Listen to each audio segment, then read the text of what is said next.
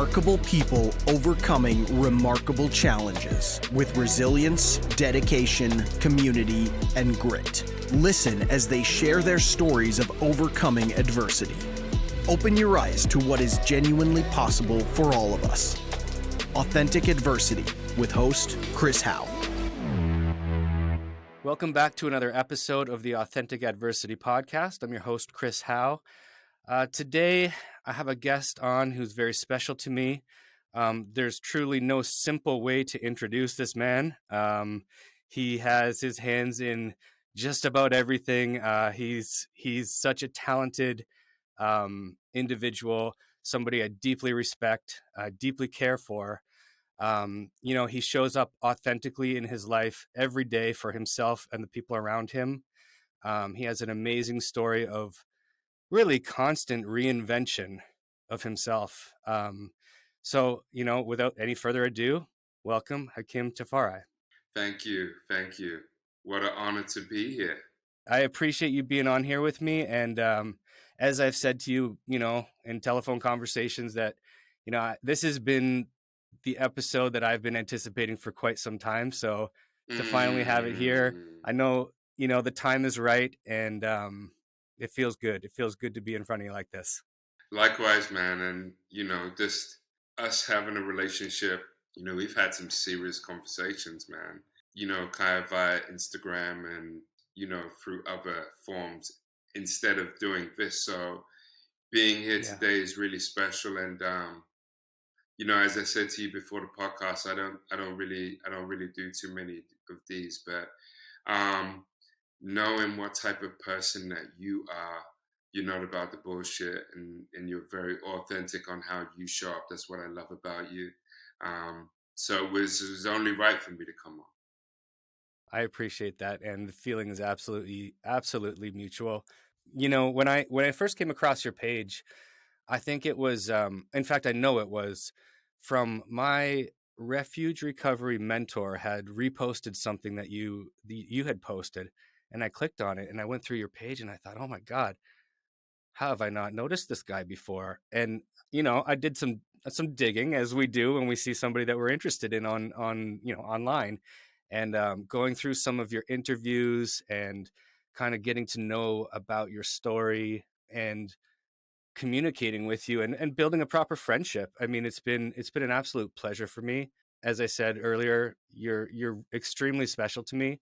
And even though we haven't been in the same room with each other, you can build a relationship. I think that's one of the beautiful things about social media. It's you have the power to build that relationship. Most definitely.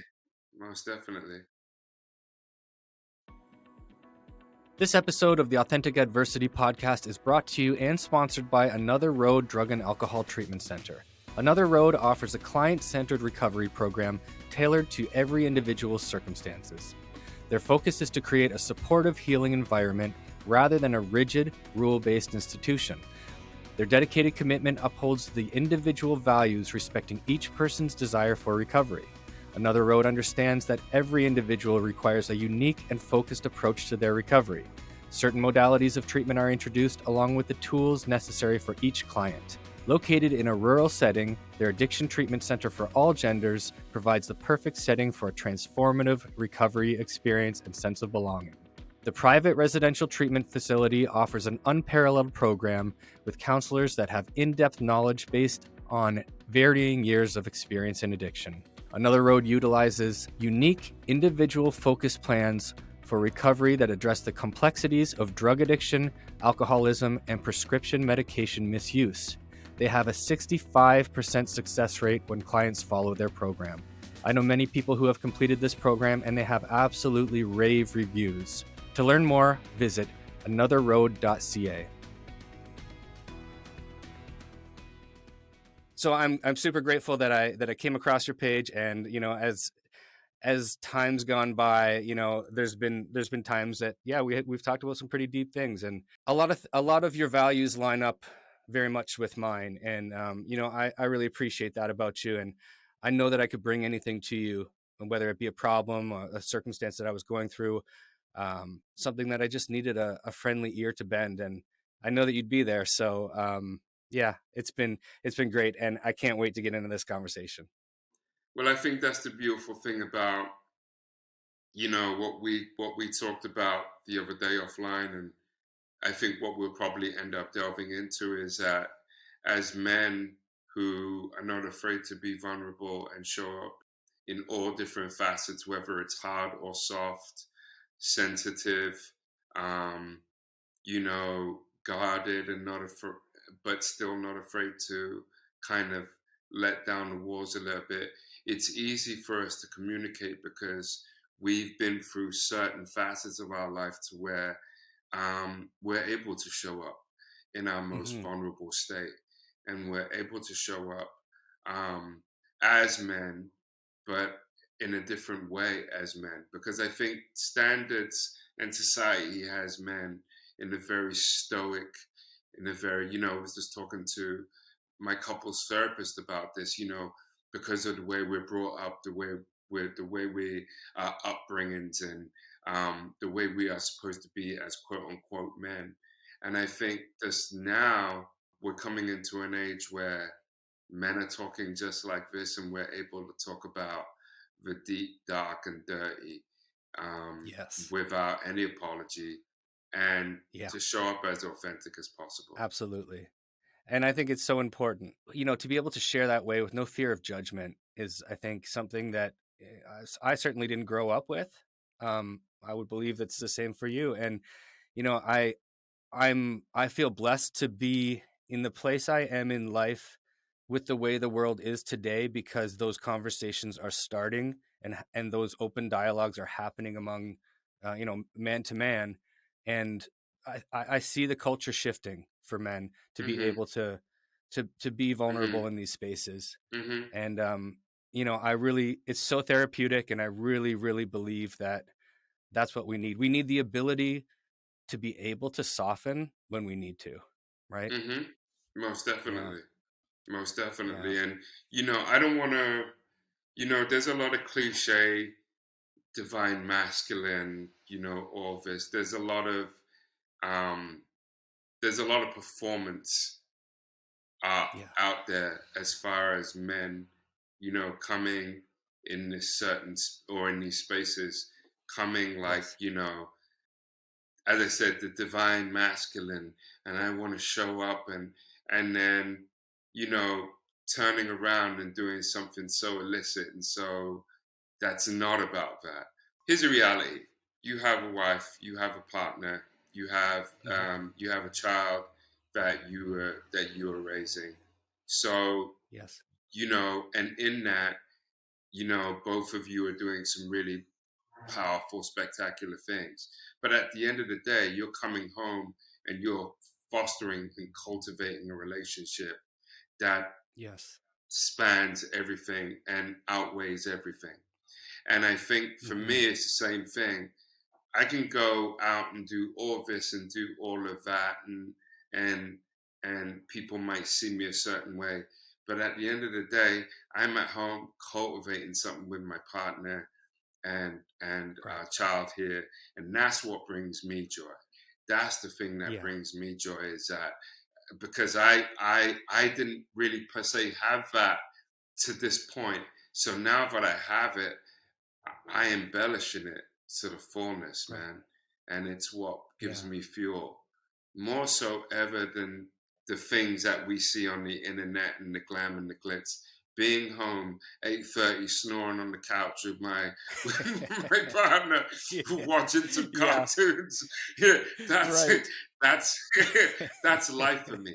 And at the yeah, and then on the flip side, getting up in the morning and going running with, say, like my friend Toby right, Morse, and going on a hmm, nice 3 or 4 mile run, or going out in the afternoon with some other friends.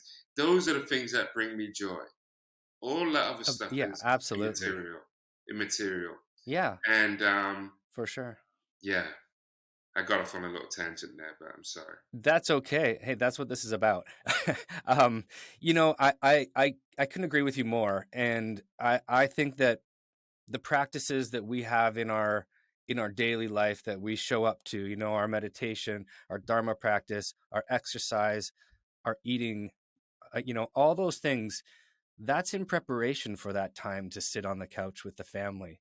Yeah. That brings us to the place where we can be at peace on the couch with our family, watching cartoons, fall Mm-hmm. asleep, Yeah. in this like bliss of, Yes. look what's around me, look all the love that's around me right now. And Yes. I'm because I check those boxes every day, and I show up on the cushion, and in the gym or whatever it may be, running for you, that prepares me for those moments that are so important. Mm-hmm. And I think that's the real, for me, that's the real driver, is that Yeah. I need to be present. I need to be um, fully there for my wife and my son. That's Mm. all that matters to me. Yeah. And so Yeah. my practice every day is preparing me for those few hours that we have at the end of the day, and that's the best part of my day. If we're gonna give each other flowers, I think that's what really attracted. I think that's what really attracted me to your page, and seeing how committed you are in your disciplines. Because I think people just look at the exterior and they look, oh my God, this cat looks hard as fuck. He looks like he's Right. about, you know, he's not about the bullshit. He looks Mm-hmm. like but I see something more than that. I see the soft, sensitive Chris who's always about supporting his partner, playing around with his kid. That's Yeah. that's what I see. And then, to add the vegan icing on the cake, the Dharma, the Yeah. practice is just the sweet spot, because when you are able to walk a life and practice, the Dharma, along with, being a firefighter, being a fighter, being a parent, being a husband. It's a lot. It's a lot. It And is. then Yes. on top of that, being sober. So to Right. add all that vegan, gumbo jambalaya together, it's a Mm-hmm. pretty it's a pretty powerful dish. And that's what really attracted me to you, because for me, and I was just talking to somebody about this the other day, the people that you surround yourself with, the people that you align Mm-hmm. yourself with, is going to shape how you are as a person and how you show up in the world. And I'm a big, big proponent of that. So I really try to surround myself with like-minded folk, and I really try to surround myself with people who, that's why I have a partner who practices the Dharma. You know what I'm saying? And we Right. might not practice it together every day, sitting on the mat, but I know that she's cultivating and curating her practice on the mat just as much as I Mm-hmm. am. Yes. And that's beautiful, and that's how we can show up in spaces like this and talk about things like this as we do. The Dharma is deep, but the Dharma is so beautiful, and that's what is like an invisible connecting line. Is that when you're able Yeah. to go through the suffering that we have, and to come out and to talk about it and to practice, it's a beautiful thing. I couldn't agree more. And I'm the same way with my wife. Like, she has her practice. Um, Once a week, we make it a point to come together Mm-hmm. and, do a meeting together, Mm-hmm. facilitate a meeting. But our schedules are not going to line up all the time. Mm-hmm. And so I know that she's practicing for me and I'm Mm-hmm. practicing for her. And then when we show up, we're in the right headspace, where we've got the right heart for each other. We got the right mind for each other. Most times, Yeah. but Yeah, nothing is it's perfect. Yeah.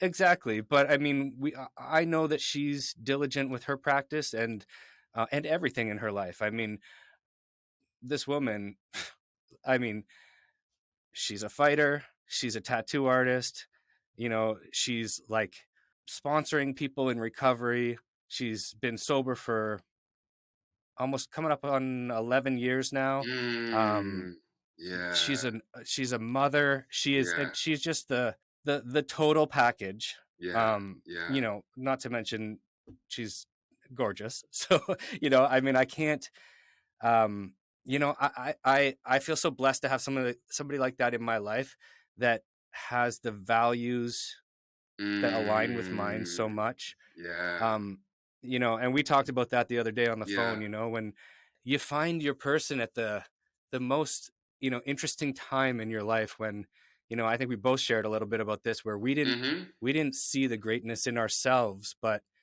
these women that came into our lives, they saw a spark in us that we couldn't access at that time. And they were able to pull that out of us and kind of reinvigorate us Mm-hmm. in our lives. Mm-hmm. And I'm sure that they would say we did the same for them. But I can speak only from my perspective. And Mm-hmm. she saw something in me when I didn't see a whole lot. Mm-hmm. I didn't value myself as I should have been. Mm-hmm. And Mm-hmm. you shared a story quite similar about that. And it's really beautiful to know, um, that your story is so much the same as mine in that way, where somebody was able to see that spark and that greatness that we just couldn't access. It's a really, really, really, really powerful thing, and I think for men especially, whether it be relationships or marriages, jobs, where they're just not satisfied, and then to Yeah. to to top that, not only are they not satisfied, there's nothing being reciprocated back, right? So Yeah. in that, you just go delve deeper, and you get deeper, and you delve deeper into the funk, Hmm. and and as I said, we've talked about this before, where we know those feelings, we know those patterns, and so forth. So now to come on this other side, it took me many lifetimes to get the partner that I got right now, and Yeah. I'm like Yeah. you, like super, like we have literally like the international women of mystery and you know what I'm Yeah. saying? They're like Yes, super absolutely. phenomenal, badass. Like we have literally like we have some top tier platinum plus partners. But I do have to say that I had to walk those 9,000 miles to Yes. be Yes. here. You know what I mean? Like, Hmm. um, I had to walk that Sahara Desert like Lawrence of Arabia, Right. looking at the mirages, thinking that it was oasis, and they weren't oases. You know what I mean? Like I had to go Yes. through what I had to get through to be here now. And the beautiful thing, I was just talking about this in couples therapy.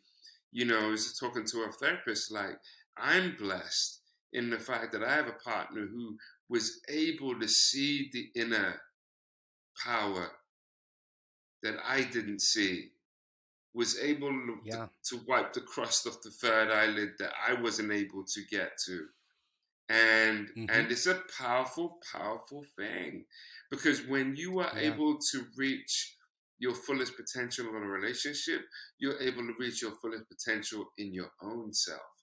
And she, I wouldn't be here talking to you on this couch in this beautiful space that I have if it wasn't for this woman. She is the one that showed me that I can be soft, that I can be Hmm. sensitive, that I can be vulnerable, that it's not hard for me, to Yeah. eradicate some of those past traumas that I've had. You know what I mean? She was Right. the one who coerced me into therapy. I was like, what the fuck? I don't want therapy. I don't need therapy. I got Buddhism. Buddhism's Hmm. the only therapy I needed. Little did I Yeah. know, little did I know that therapy and Buddhism go hand in hand. And it was and Absolutely. it was like, and then it was like all those keys started to unlock. All those keys started to Yes. unlock. So again, without putting our partners on a pedestal, but putting them on a pedestal, we Hmm. probably wouldn't be here talking today if it wasn't for the powerful women in our lives. And That it, is fact. you Hmm. know, truly, truly, it's funny, a laugh and joke. You know, me and her had a conversation about a year ago, and I was like, I'm never getting a neck tattoo. I don't have balls to get a tattoo. Da, da, da, da, da. And she Oh got yeah. one right away. She Okay. got one right away. And now, Hmm. long story short, I got my neck tattoo and yada, yada. But Yeah. again, she's always challenging me to be my Yes. better self. And I think that's the beautiful Right. thing in this relationship, and that I've learned in relationships not to shadow any of my past relationships, because all these relationships taught me a lesson to get to Right. this point, to learn how to love supreme in this shape and form. Yeah, I like that. I like what you said about that. Like those past traumas, the past relationships, the paths that we've walked in this life have been preparing us for this relationship. And had we not gone through some of the things we did, dove head first into some of the relationships that were so bad and wrong for us, we wouldn't have that perspective, right? Mm, And to be able to have that perspective and truly, appreciate and value what we have today, every day, every moment of every day, to be able to say, like, I never thought it was going to be this good. I didn't think it could be this good. I was just telling somebody the other day, like, I remember running in Mexico in Chiapas. Yes. Yeah. And I remember one of the first feelings I had, this crying. Like, it took X amount of years, and it took me going through what I'd gone through, um, never thinking that I was, didn't even think that I was going to be alive to even be in a situation where I could be in deep, deep in the jungle, crying my ass off in this little hut teepee, thinking to myself, wow, I'm on indigenous lands with Hmm. indigenous folk who we are communicating by just, the spirit and the spirit of the Right. ancestors. And that was one of the real moments that I knew that, one, I was in a relationship that was powerful, um, that I had support not only from my partner but from the ancestors, and Yeah. Yeah. um, the combining of the spiritual, the spiritual shield that I had all around me, on top of the love force that I had around me, to be in a position to where I could be in the middle of the jungle weeping, Yeah. thinking to myself, I never thought that I would ever be in a situation where I'd be cradled in pristine culture. And here I am, and I've had many adventures like that, um, where I've just been like, man, I give thanks and praises every day to, Hmm. whatever divine force that it may be, that I'm able Yeah. to be here and to be in Yeah. this situation. And yeah, it goes back again to having partners that believe in you to be in these Hmm. situations. And I'm sure you can say the same. Absolutely. Yeah. I wouldn't have started this podcast. I wouldn't have, I would be so fearful of putting myself out there like this had I not had the partner I have and the support that I have around me and the constant reassurance that no, you are good enough. You are worth this. I believe I'm not only people in recovery, but I think everybody needs to be reassured of that from time to time, if not daily, that they are worthy of the life they have and that they can take a chance, they can take those risky moves because things if you're in tune with, whatever modality of spirituality you've got and you're you're doing the next right thing, things are going to work out for you. But you need to be reminded, or I definitely need to be reminded from time to time, um, that things will be okay, and I'll get through this.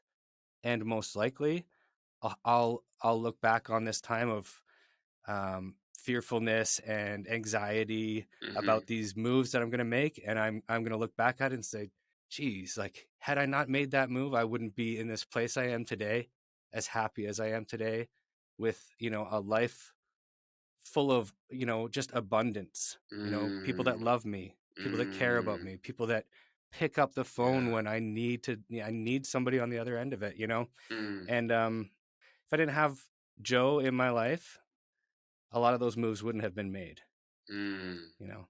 yeah. Yeah. You know, and then you speak upon some stuff too, like the power of impermanence and Hmm. knowing the depth and the power of impermanence and how to use that as a tool is very, very important.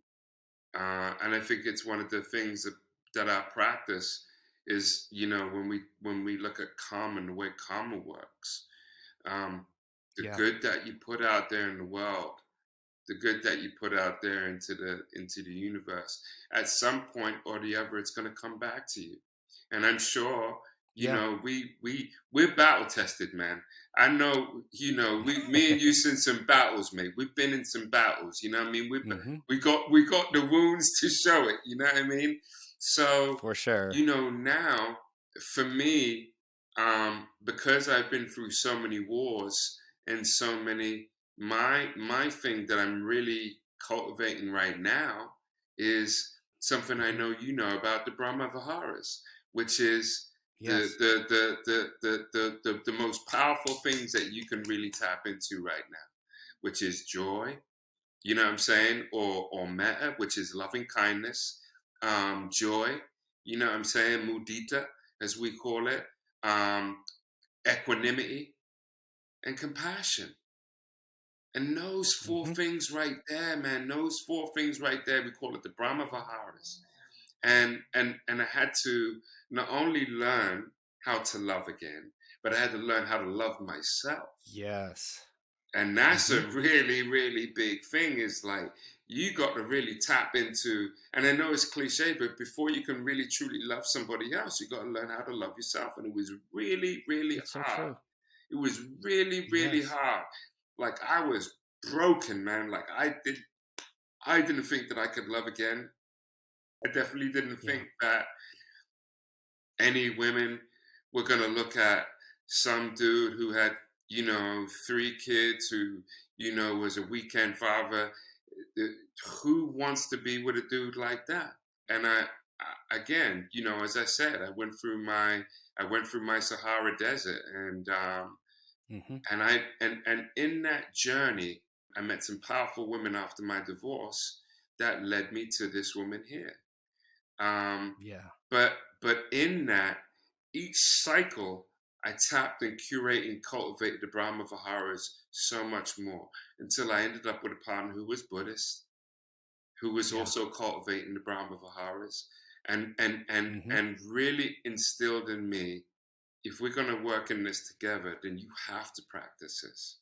I Yeah. can't deal with Right. you on some, like, oh, fuck that, and like, you have to. Yes. We're gonna have to raise up the frequency a little bit, and that Yeah. was, For sure. yeah. That was gonna say, like, I knew from working with compassion and working with the Diamond Hmm. Sutra within the Zen practice. I knew with working with the Heart Sutra, and I knew how to work certain things, but I didn't know it to the extent until I got into this relationship and to really start practicing. And then my own practice, like really Yes. cultivating that loving kindness and really staying focused, because it is a practice. Loving kindness is a whole practice in itself. And then for us Hmm. men, we so fucking hard, Right. like, even trying to get into our own self and into our own heart. But then when you're able to break, what's that Freddie Mercury? I want to break free. You know what I'm saying? When you break Yes. free, Yeah. that's liberation. When we're talking, It really is. that's liberation. When you're able to fight for freedom, the ultimate Hmm. is liberation. Yeah. When Buddha put his hand on the earth, and the lotus grew, that was like liberation. It's right there. Yeah. Well, and you said it too, right? Like especially for us men, that it's to give ourselves that kind of compassion and give ourselves that, that to break that hard exterior that we've been taught we need to keep. That's our safety. That's a wall that we've built. To chip away at that wall enough to break it down and like really tap into what's inside of us, really go deep, be Yeah. able to cry about the things, be able to, to share about these things openly and honestly and fearlessly, right? That is true liberation. I've never felt so free in my life, and especially in my recovery, Mm-hmm. is when I was able to tap into that stuff and share it with another human being. Yes. And not fear the judgment. It doesn't make me weak. This is my biggest strength. This is my greatest strength, to be able to tell you about my deepest, darkest fears, my secrets that I thought that I would take to the grave, right? Yeah. Yeah. It's funny, I'm seeing in a lot of spaces, I'm seeing a lot of men who have lived a lot of hard lives Yeah. coming out and really being soft and sensitive. And Right. then echoing the same thing, like, you don't have to actually, softness is the new hardness. To be honest, It really is. Yeah. you know what I Yep. mean? That's the biggest flex. Yeah, that's really the biggest flex. And I'm seeing, like, I was Mm-hmm. watching a podcast not too long back of this hardcore London gangster who'd been in and out of prison all of his life, grew Yep. up. He's like in his 50s, and he's saying the same thing that we are, being soft and being sensitive and listening. Listening is the biggest flex. Yeah, you can walk around and break somebody's nose, and it doesn't take but 3 ounces of pressure to pull a trigger. But Yeah. I mean, to love is probably one of the biggest weapons that, and to show love. And to show love in Yes. the face of hate. I know that certain folks in my space practice ahimsa, which is nonviolence, and I'm very balanced. I'm very balanced. You know what I mean? And thank God I've never had to use physical force in a long time. But at the same time, you have to be balanced, and there has to be, that's the yin yang, right? There's light and there's dark. Right. There's hot and cold. You have to have balance. You have to have balance. Yeah. There wouldn't have been a Malcolm if there wasn't a Martin. Right. You know what I mean? It's just that simple. Absolutely. There has to be a balance. Mm-hmm. So, I think jumped off a little tangent there, but but I think no, it's all great stuff. Yeah. I think one of the key things for me, especially as I've gotten older, has just been to really learn how to, because it's a daily thing. There's a great book called The Body Keeps Score, and each part of the body is holding some type of trauma from childhood, from when you were 16 years old, from when from an incident when you were 31 years old. Your body keeps score of all of these traumas so now, as a man that has seen what I've seen and done what I've done, I'm trying to break free a lot of these walls in order to find my true self. And luckily enough, I'm at a point where I'm open-minded and able to receive whatever comes. And I think what's beautiful is that we're seeing really this a new era of men who are not stuck in that old patriarchal, it's got to be the man doing it. It's got to be, I got to pull up by the bootstraps and I can't ask for help. That shit is getting dismantled. Now we're finding men reaching out. Yeah. Like I remember when my brother Nedick died, and you were one of the first people who reached out to me. Like, you know what I mean? Like, I had men uh, who were really sharing their most vulnerable um, parts of themselves with me at that point. Yes. And it was just Hmm. really amazing. Um, Yeah. Again, we probably wouldn't have cultivated the relationship even more if it wasn't of the suffering that I went through losing my brother Nedek, who lives in Tulum like you do. Yeah, for sure. And to know, I mean, I knew him not the way you knew him, but the way I met him was, we were my wife and I were out on the street. He pulls up in his truck, like screeches to a halt, puts it in reverse, squeals back, and he goes, "I know you guys from Instagram," and Yeah. I'm like, "Okay, cool," and we started talking, and we just, Yeah. we had, from that simple, he stopped, made a point of coming back to say, "I recognize you guys, and I love what I see," and we built a relationship off that.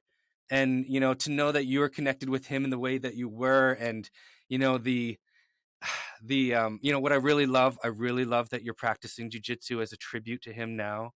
And that's so powerful. And I know that he is looking at that and smiling, just Mm, smiling, and so proud of you. And um he was special to a lot of people, yeah. and I know that when that I know that hit you hard. And I think I know we had some conversations through that, and that was a real bonding Mm, experience for me with you. um yeah. and because as I said, my relationship with him wasn't as close as yours was, but I have perspective there. And you know we were able to talk about some things that maybe we wouldn't be able to talk Yeah. to with another person who we didn't trust that Yeah. way, right? Yeah. Yeah, man. Just even thinking about the eye, man. This, yeah, it's deep, man. It's deep, But yeah, this his essence, man. Yeah, just for him to even bring the eyes together, so to speak. As I said, you Yeah. can you a, a lot happens when we go through suffering, and we talked about this the other day.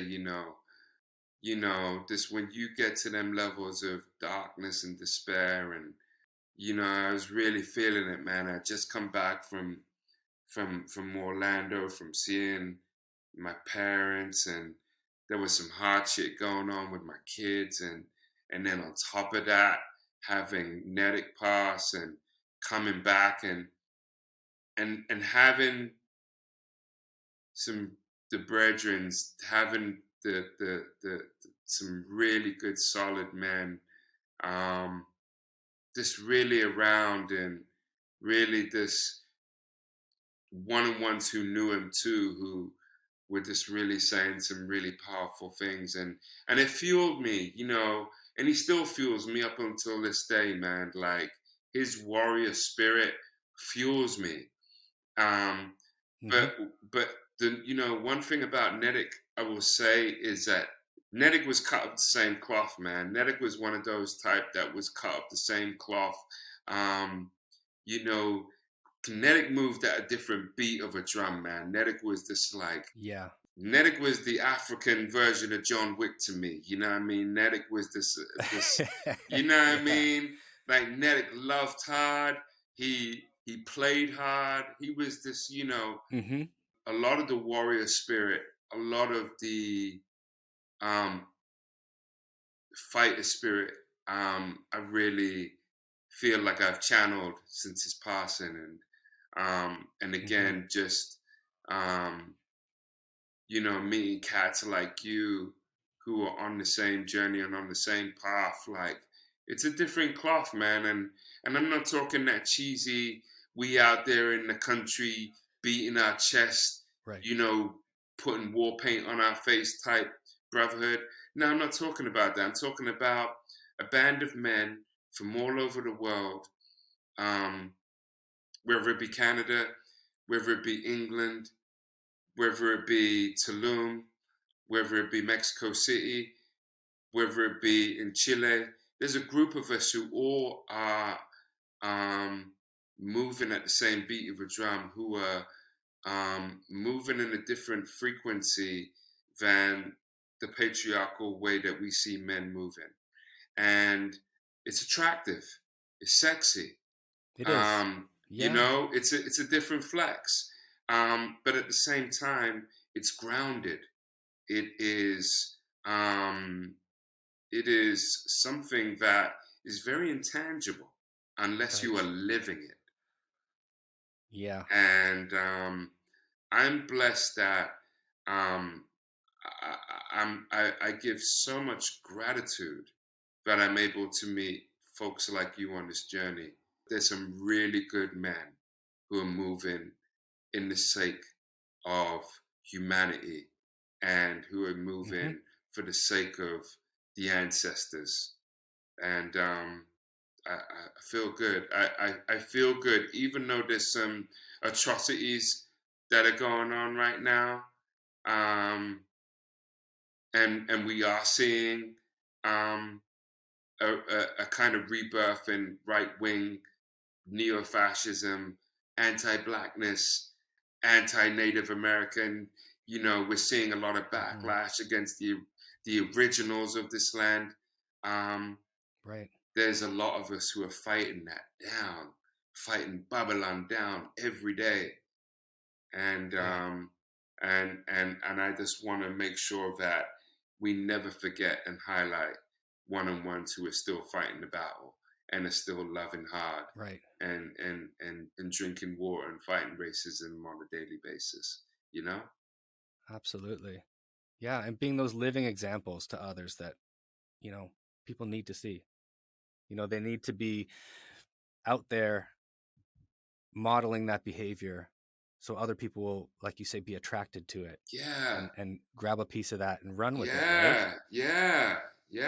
Like, as I said, like I was attracted to your page. I was attracted to you. Like, you know what I'm saying? Not on no, you know, funny business, but on some you know, on some serious flex, you know, on some man of the world today business. You know what I'm saying? And that's why I can say, you know, wholeheartedly, I love you, Chris. Like, I love you to the fullness. I appreciate love you. I appreciate love what you're doing for men on the whole, for showing up, for having spaces like this where I can show up in my most authentic self and be brave and be safe at the same time. So I you know, again, I give thanks to you, man, truly. Well, I mean, I appreciate that, and I want to echo that right back to you. I mean, I think I write to you that I love you almost every day, and, you know, and I can say that, and I can say that with, you know, truly. Because it's okay for men to say that to each other in a very heterosexual, you know, kind of, but to the core, like, you know, I feel that, you know, that love that I feel for you is because of that person that you cultivate every day and that you put out to the world. And there's very few people that I can feel that through, you know, pictures and images and writing, people that I haven't been in physically the same space as. But with you, I feel that there is such vulnerability and as I mentioned, unapologetic vulnerability and true warriorship in what you do every day. You know, briefly, because, you know, I want to talk a little bit about your story and what's brought you to some of the things that you've had that you cultivate in your life. And as I said, I don't want to get too deep into this stuff, because if anybody really wants to hear your story, you know, there's an amazing, like, 3-hour Rich Roll podcast.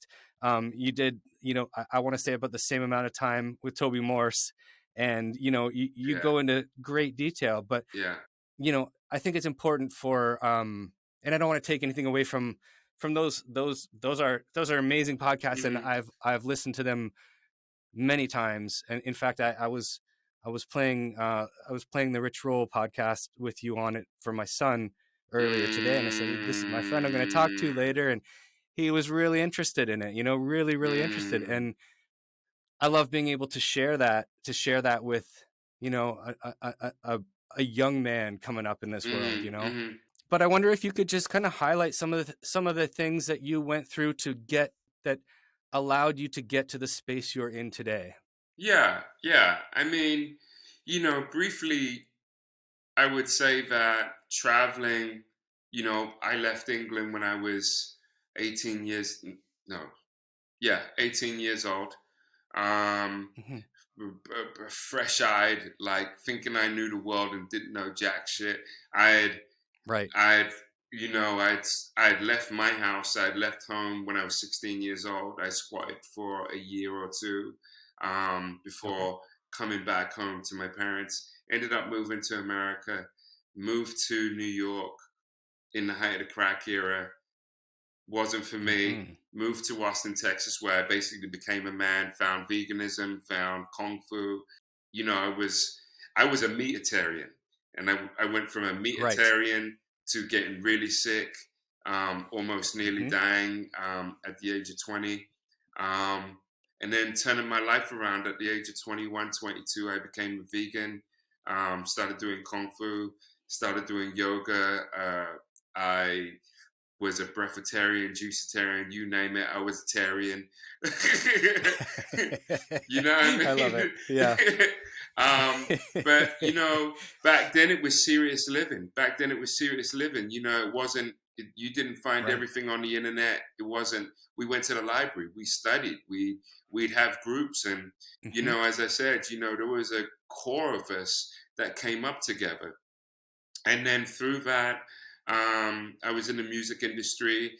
I lived as I said, that early life, I lived a very hard life, man, like drinking, partying, the whole 9 yards.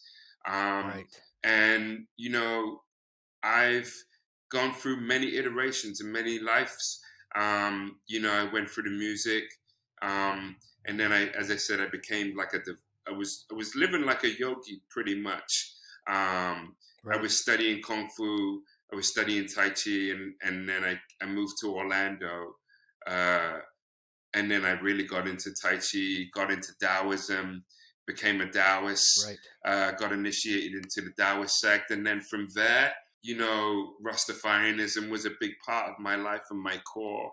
A very, very, very, very, very big part of my life, being from Jamaican parents and had a sister who was Rastafarian.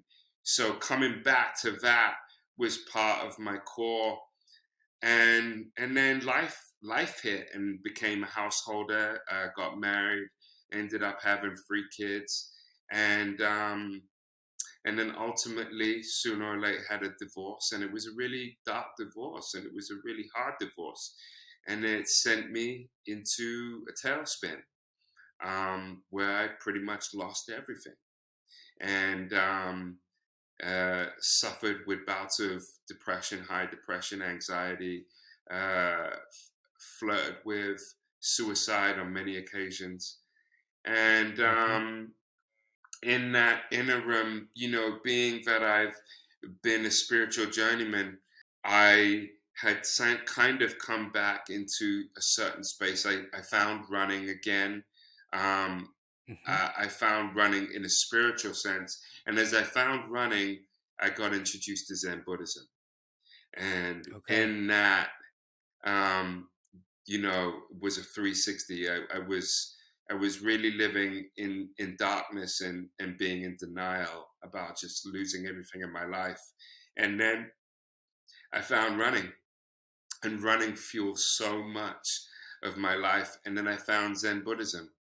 And, I'm not going to go into the story because you can find the story. You'll hear the story. But there was a profound thing that happened in front of the temple many, many years ago that really altered and changed my life.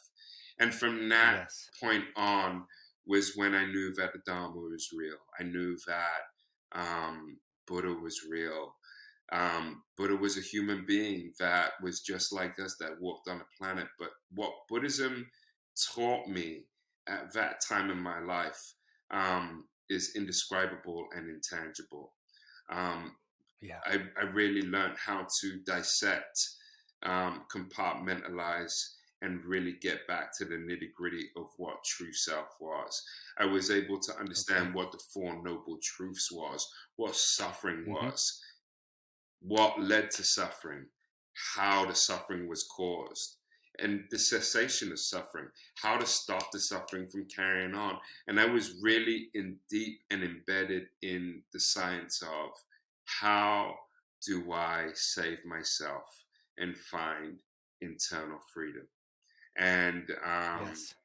that was really another turning point in my life where I really found both of those things in its entirety, and then rediscovering love, and really Right. once I rediscovered love and was able to tune all those things together, it was a really Mm-hmm. powerful thing, and some things later changed, and I ended up in LA, and then woo, run cruise. You know Yeah. what I mean? Like run culture, Yeah. run cruise, becoming a face for mindfulness in running. Then Right. taking my talents to Mexico and running with some Yeah. crazy bandoleros. I mean, the list goes on. And Yeah. yeah, man, and the list goes on. But the main thing was what I can take out of this whole story is rebirth. Rebirth is real, and Mm-hmm. rebirth can happen in this lifetime. And you hear me say many lifetimes because we are individuals Yeah. that have seen many lifetimes. We are, no matter who you are, Absolutely. what you believe in. I am definitely a cold heart believer in living many lifetimes. And even within this lifetime, we live many lives and many Yes. iterations. And the one thing that I can tell anybody who is young, especially a young man in their 20s who is listening to this, who thinks they've got it figured out, don't think you don't have it figured out, mate. I'm going to just tell you that right now. Um, I'm in my 40s. I'm about to turn 50, and I feel like I'm just getting a twinge of what it's about. Yes. I know exactly how you feel. I'm 45 and I feel like, I mean, truly I feel like when I was 20, I was 50, but today I feel like I'm a young Yes, man finally coming into his own, right? yes, yes, yes. Yes. I said the same thing to Toby this morning. Yeah. Did you really? Yeah, I said the same thing to Yeah. Toby this morning. Like, it's a thing. Like, it's crazy because now I'm like, Rich Roll says something like, in my when I was 45, I ran my first marathon. In my 50, I ran my first Yes. triathlon. And boom, boom, boom. Like, it's incredible to think that we're in our 40s and yet we feel like we're in our 20s. But yet, when we were in our It's 20s, we amazing. felt like we were in our 50s. It's Yeah. incredible, incredible. It really shows the power of what, well, first of all, the power of perception and the power of like how we view the world, how we view ourselves, the power of acceptance in the world, and just knowing that age is truly just a number, but Yes. it's experience that we're gaining. It doesn't matter the number. It's the experiences that we're collecting to shape us for who we are, to who we are going to be today, Mm-hmm. tomorrow, and the next day. Yeah. And it's it I look back at those days in my 20s, and God, I would never want to live that way again. And I was truly abusing myself and everybody around me, Mm. and so spiritually bankrupt, and Wow. physically ill, Yes. Yes. mentally ill, substance abuse. I abused in one way, shape, or form anybody who came anywhere near me. Mm. But the one I abused the most was myself. And to be on the other side of that today, and to be free of that, and like you said, liberated from those thoughts, those fears, those emotions, those pieces of trauma that I collected for years and years and Yeah. years and carried in these heavy suitcases with me everywhere I went. To be able to empty those, throw away the suitcases and say, I'm just me today. I'm Mm-hmm. here who I am today, and I'm proud of who I am today, and I know that I've trained for years now to make the next right move to keep me on that path that I'm intended to stay on. Mm. Mm. And it is pure liberation. It's, in Hinduism they call it reincarnation. I was looking for the word and Yes. it suddenly came to me. It's reincarnation, and Yeah. Rich called it reinvention, and I heard you call it reinvention at the beginning, but it's a reincarnation. It's a reincarnation, Yes. and you're able to find a rebirth. And I feel like what we're going through right now is a rebirth. Uh, we are going through rebirths in so many cycles. Um, Yeah. and in I think they call it Kali Yuga. We're in the age of Kali Yuga, where in this cycle there's a lot of upheaval. There's a lot of pestilence. There's a lot of famines. But in that, there's a lot of spiritual awakenings. There's a lot of spiritual. Right. We're seeing a lot of spiritual tenacity. We're seeing a lot of tenacity, Mm-hmm. and I think our stories speak of tenacity. And every time, Yes.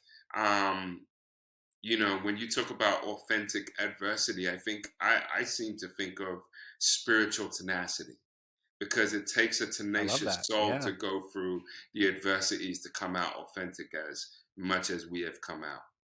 And Absolutely. yeah, man.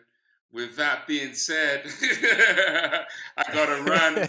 Yeah. But Yeah, man. I think we're giving some folks some gems today. I think Absolutely. I think it's just, and I can't wait to have more conversations with you. I'm sure that this is going to be the first of many, because we can go Absolutely. deeper, and there's so much stuff there's so many levels that we can talk about. But this is a good first. For sure. This is a good first. It's a good jump off point. Yeah, Yeah, for sure. yeah, for sure. Yeah. Well, I mean, first, before I let you go, I want to just, let the people know what's the best way to reach you, or check out anything. If people are interested in connecting with you, is the best way Instagram? The best way is now I can talk shit. So now I can pop. Oh. Now I can pop my shit. I got a website. I got a website, HakimTafari.com, that I'm really proud of. So you can reach me there. If you are social media bound, I'm on social media. I'm on Instagram under Hawkstyle. If you're more professional, I am on LinkedIn as Hakim Tafari, so you can find me on that. But I'm easily available. Yeah. Reach at me. I'd love to talk to you. I'd love to train with you. I'd love to mentor you and guide you. So yeah, whatever shape, capacity, or form, reach out to me, please. Amazing. And I'll put all those links in the show notes so people can, easily access them. Before I go, I got to say it one more time, I love you, and I appreciate you. Mm-hmm. And, you continue to inspire and impress me on a daily basis. I would urge anybody who's looking for some inspiration, motivation, and some hope, to follow along with Hakim's life via social media, or whichever way seems right, feels right. You're truly an inspiration, and yeah, man, I love you. I love you too, brother. I love you too. And while we're here giving flowers, because that's what yogis do. We just continually pass the buck and give flowers to each other. But just what you're doing for the world and how you're showing up for the world, and everything that you're about, it really gives me hope. And I really appreciate everything that you do. Keep doing it. You always have me as a supporter. And then, as you said, we talked the other day, and it's like, if you ever need me, my phone number. I'm always around, and vice versa. Mm-hmm. So Absolutely. know that you always have me as an ally, comrade, friend, brother, all the above. I love you, man. Thank you so much, and the feeling is quite mutual. We'll talk very Most soon, definitely. I'm sure, and you have yourself an amazing day. Give my love to the so family, okay? Give the step kid a big hug for me, okay? I will, and the same to you. Yeah. Likewise. All right, my friend. All right, brother. Peace. All right, take care.